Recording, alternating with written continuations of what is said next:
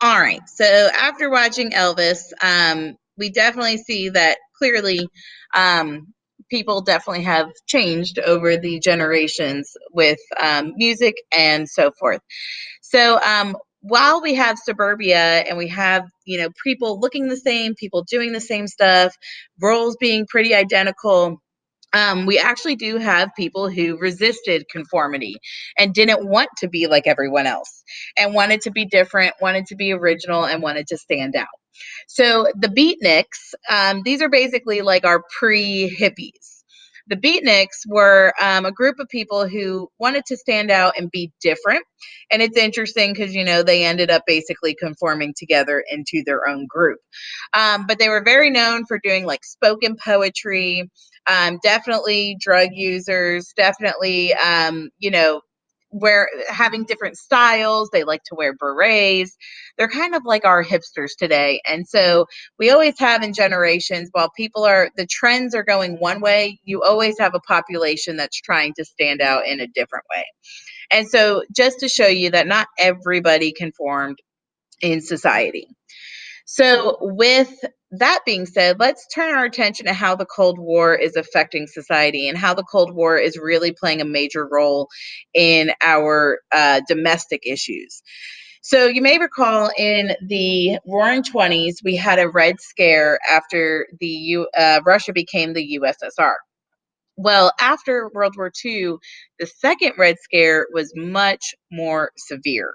Now that we are at odds with the USSR, and the US and the Soviet Union are in this tense point where we actually are having conflict take place in China and Korea, people started to fear a lot of about subversives in our society.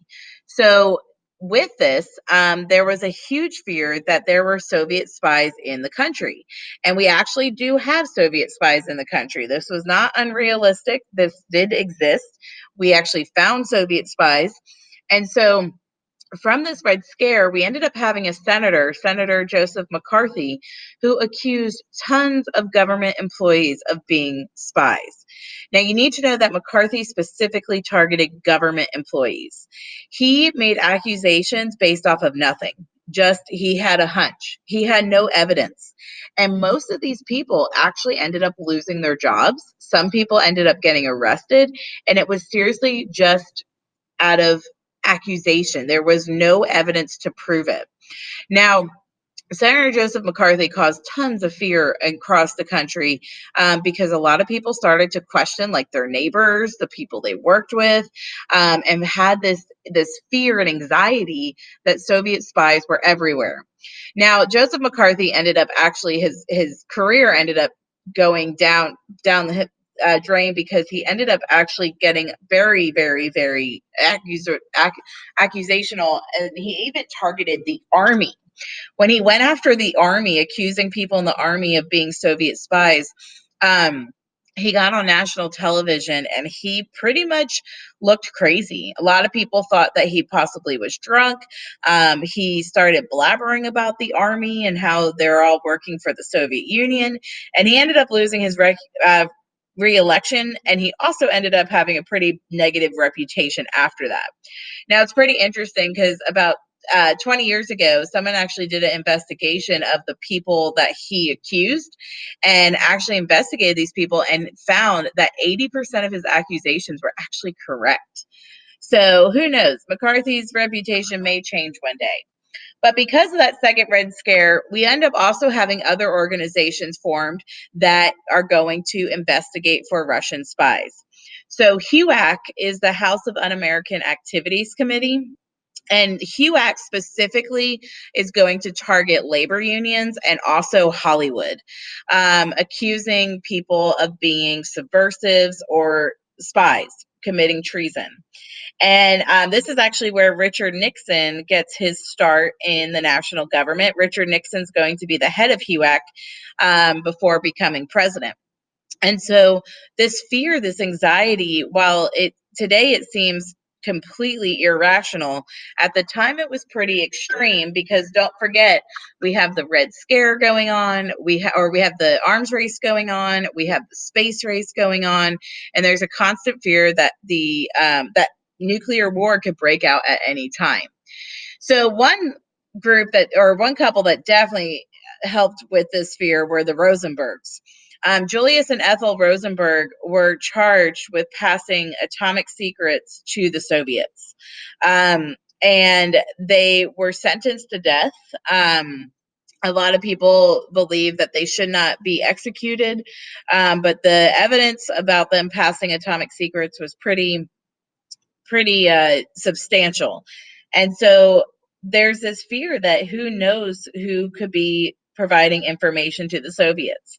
There's actually a show that's called The Americans that is pretty well done. I honestly really love the show, and it's based off of a true story of a couple who were Soviet spies who had kids in, and the kids were raised to think that they were, the kids had no idea their parents were Soviet spies. Their kids in reality and true and in real life were actually born in Canada. And recently one of them actually got Canadian citizenship because it was based off of his family and their story. And so there's definitely this fear. It definitely seemed possible at the time that pretty much anyone could have been a spy. So, with the Red Scare, you're going to watch a video called Duck and Cover, which was a nationally done video for all students to watch in case there was nuclear war and what to do if a nuclear war did break out. So, you're going to watch Duck and Cover. And just to finish up the notes, I want to talk about how we start seeing some changes being made in our day-to-day life, that's going to be because of the Cold War. So one thing that definitely changed was the Pledge of Allegiance.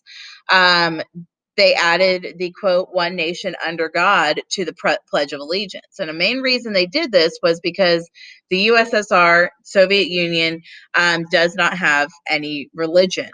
In a communist country, religion does not exist. And so the United States government wanted to use religion as a tactic against the Soviet Union.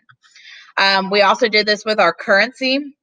We added "In God We Trust" as our motto, and "In God We Trust" ended up getting added to all of our money. "In God We Trust" became our motto in 1956. This was not our motto originally. Our original motto was "E pluribus unum," out of many one. But now our motto, and still to this day, is "In God We Trust." And that was specifically done as a tactic to try to stand up to the USSR, who does not have religion. And so a lot of people have talked about this motto and whether or not this motto is still relevant since the Cold War technically is over. But this is the motto that changes, and it changes a lot of our day-to-day activity. So to finish today, to kind of introduce next unit, we are going to definitely see where race plays a role in the 1940s and 50s. After World War II, when we start seeing the military get integrated under the Executive Order 9981, we then see a big push to integrate other areas of society. And so in the 1950s, Brown versus the Board of Education overruled Plessy versus Ferguson. Remember, Plessy versus Ferguson said that as long as you have equal facilities, you can segregate. Well, Brown versus Board said that segregation is unconstitutional, that you have to integrate. And so once we start seeing a big push for integration, we are going to see a major civil rights movement break out in this country. And this is the unit we're going to talk about next, how other populations felt excluded and definitely did not feel like they were in the traditional 40s and 50s culture. So go ahead and watch the Duck and Cover video, and this is the end of our notes for the unit. And so make sure you let me know if you have any questions.